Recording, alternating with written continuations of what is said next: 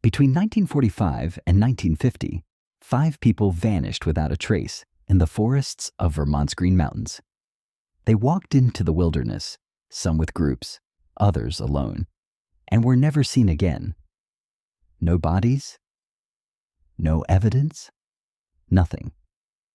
Locals say the land is cursed, tied to old legends of spirits and monsters. Is the Bennington Triangle a hotspot for paranormal activity? Or is something more sinister at work? Welcome to Mystery Trails, where we uncover chilling true crime, baffling disappearances, and unexplained events across the U.S. If you love a good mystery, be sure to subscribe to the channel, like this video, and share with your friends to help us grow. Now, let's start exploring the unknown together and dive on into the story. The Green Mountain National Forest in Vermont is breathtakingly beautiful, a vast untamed wilderness stretching for miles. But beneath its natural beauty, something strange lurks. The area surrounding Glastenbury Mountain has long been feared by the Abenaki, the indigenous people of Vermont. They refused to settle there, claiming it was cursed land, home to spirits that could swallow people whole. For most of Vermont's history, those legends remained just that, stories. But then, in the mid-20th century, people began to disappear, and the legend of the Bennington Triangle was born. Between 1945 and 1950, something strange and unexplainable began to unfold in the Glastenbury region of Vermont, a remote and heavily wooded stretch of land nestled within the Bennington Triangle. In just 5 years, 5 people vanished one after another, each case more chilling than the last. It began on November 12, 1945, when Middie Rivers, a 74-year-old hunting guide, led a group of men deep into the wilderness near Hell Hollow, at the base of Glastenbury Mountain. Middie wasn't just a guide. He was a man born of the land, someone who knew the trails and shadows of the forest better than anyone. But on the return journey, he moved slightly ahead of the group, just far enough to slip out of sight. When the others arrived back at camp, they assumed he'd be there waiting. He wasn't. A search was launched immediately, one of the largest the area had seen. Dozens scoured the woods, retracing every path, sweeping riverbanks and ravines. All they found was a single spent rifle cartridge lying near a brook. No tracks, no clothing, not even a broken twig to suggest where he'd gone. It was as if the forest had simply swallowed him whole. But Middie's disappearance was just the beginning. 1 year later, on December 1st, 1946, Paula Welden, an 18-year-old college student at Bennington College, set out for a solo hike on the Long Trail, a well-traveled path winding through the Green Mountains. Witnesses remembered her well, a bright red coat against the drab winter landscape. She passed several people along the trail, smiling as she walked, then vanished without a sound. When she failed to return to her dorm, an enormous search began. Over 400 people, including police, soldiers, and volunteers, combed the area. Planes and helicopters searched from above. Bloodhounds were brought in. But there was nothing. No footprints, no scraps of clothing, no scent trail. It was as if she had walked off the trail and into another world, one that doesn't let you come back. Then came the most unsettling disappearance of all. On December 1st, 1949, exactly 3 years to the day after Paula Welden vanished, James E. Tetford, a veteran and resident of the Bennington Soldiers' Home, boarded a bus in St. Albans, headed back to Bennington. He was seen on board by multiple passengers during the trip, quietly seated with his belongings beside him. But when the bus pulled into the station, James was gone. His luggage was still in the rack, his ticket still in his coat, and according to some, his seat was still warm. No one had seen him get off. No one had heard a thing. A man surrounded by people had simply vanished from a moving bus. Less than a year later, on October 12, 1950, Paul Jepson, an 8-year-old boy, disappeared from his family's farm. His mother had only left him alone in their truck for a few short minutes while she checked on the pigs. When she returned, Paul was gone. Bloodhounds picked up his trail and followed it until it suddenly ended at the edge of Glastenbury Mountain, the same area where Middie Rivers had disappeared 5 years earlier. It was as if the forest had claimed him too. Some believed Paul had wandered off. Others whispered of something that had taken him. Then, just 2 weeks later, another disappearance, one that seemed to seal the fear already gripping the region.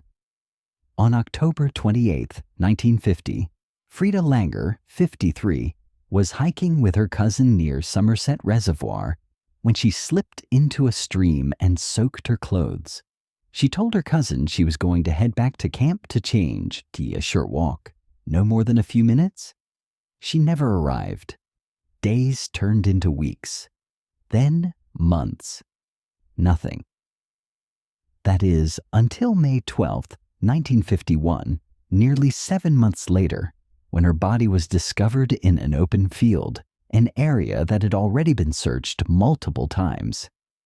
Yet no one had seen her there before. Her remains offered no clear cause of death, and her appearance only raised more questions than answers. Of the 5 who vanished during those years, Frieda Langer was the only one ever found.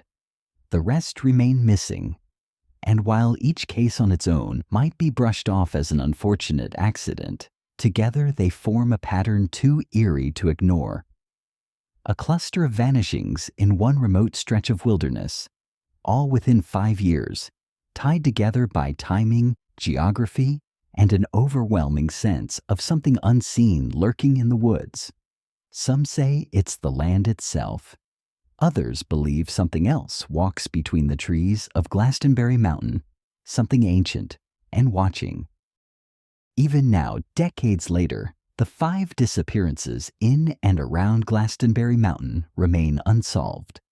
A string of vanishings without logic, pattern, or closure. The official records offer no answers. The woods, even after all this time, have kept their secrets well. But the theories? Theories are plentiful and terrifying. Some believe the region was once the hunting ground of a serial predator, someone who used the vast, untouched wilderness to stalk their victims, hiding in plain sight where no one would look. The victims, after all, vanished under similar circumstances, alone for just a moment, near wooded trails or backcountry paths, and in many cases, headed toward the same stretch of mountain. Could there have been a human predator, skilled in survival and silence, who used the mountain as both lair and graveyard? If so, the most chilling question is why no bodies, aside from Frieda's, were ever found. If it was a killer, then they knew exactly how to make people disappear. But for others, the explanation lies beyond the natural and deeper into the supernatural. Long before colonial settlers arrived, the Abenaki people avoided Glastenbury Mountain. They believed it was a cursed place, a home to spirits best left undisturbed. Stories passed down through generations speak of malevolent forces, mysterious lights, and eerie sounds that come with no source. Some even whispered of portals, thin places where the barrier between worlds could slip, and those who stepped into the wrong part of the woods might simply vanish. Could the missing have walked into something not meant for this world? There are those who believe that the land itself plays a role, not just in legend, but in physics. Magnetic anomalies have been reported throughout the area, where compasses spin wildly or go dead altogether. Some theorists believe Glastenbury sits atop a sort of energy vortex, a strange force that disrupts navigation, confuses the senses, and leaves hikers wandering in circles until exhaustion takes over.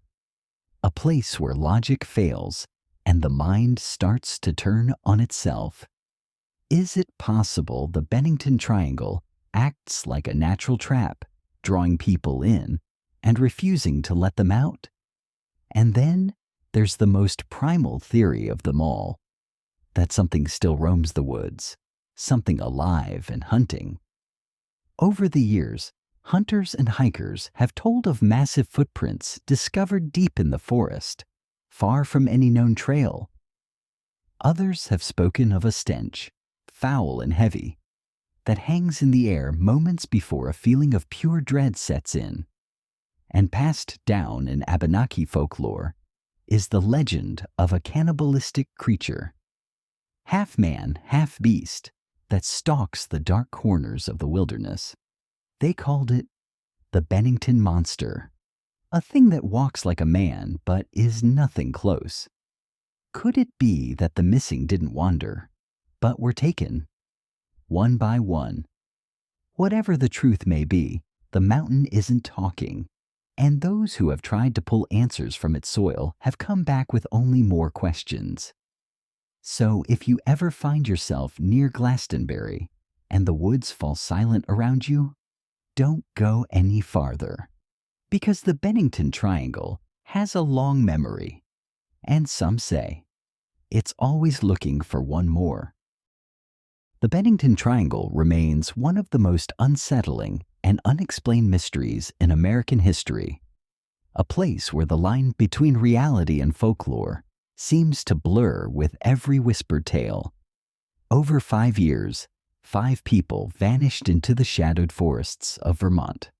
No bodies, no signs of struggle, no answers. They walked into the wilderness and were never seen again. Was it the work of a killer, stalking the trails with terrifying precision?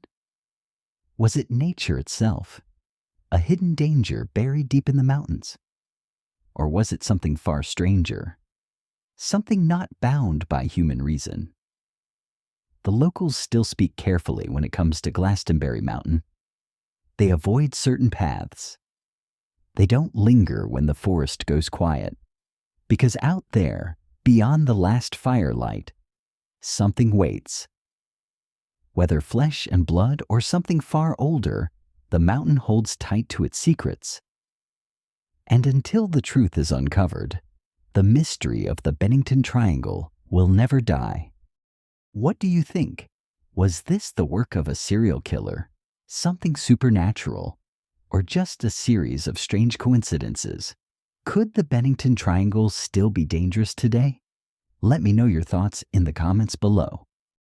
If you love chilling true crime, eerie unsolved mysteries, and terrifying disappearances, be sure to subscribe to Mystery Trails. Every week we explore cases that leave behind more questions than answers. And don't go anywhere just yet. Our next story takes us even deeper into the unknown. Click the next video and I'll see you there. Until next time, stay curious and stay safe.